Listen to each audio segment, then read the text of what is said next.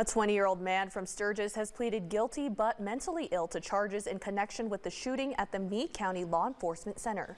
Coda Territory's Blake Trolley is here in studio with the details. Yeah, Jack, and today we did learn more about this case, getting a clearer picture of the chain reaction of events last year.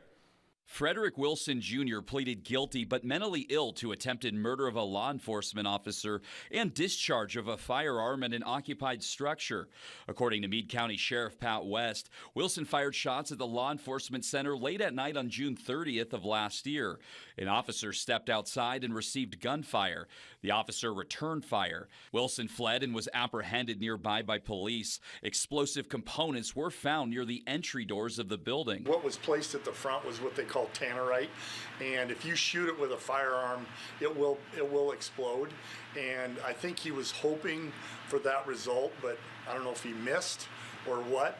Last year, Sturgis Police Chief Jody Vandewater described the motive investigators believe led to the events. We had a subject that came up here upset due to an arrest of a female acquaintance of his, I believe, from a few nights ago, and wanted to get retribution.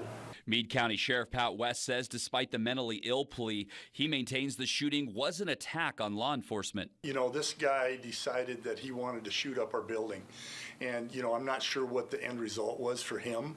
But not only did he try to blow up the front entrance of our facility, you know, he engaged in a running gun battle out our front doors. Wilson is set to be sentenced in July in the Meade County Circuit Court, just steps from where he committed the crime. I'm hoping that, you know, he gets the max on what he deserves, because this is, again, this is something that hit close to home. It affected our people here.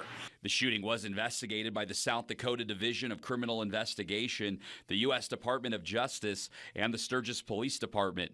In Sturgis, Blake Trolley, Coda Territory News. Now, with that guilty but mentally ill plea, Wilson still faces the same length of sentence. However, he will undergo examination and possibly get treatment. That treatment could have him transferred from the state prison to other facilities under the jurisdiction of the Department of Social Services, but then return to prison once that treatment wraps up to finish out his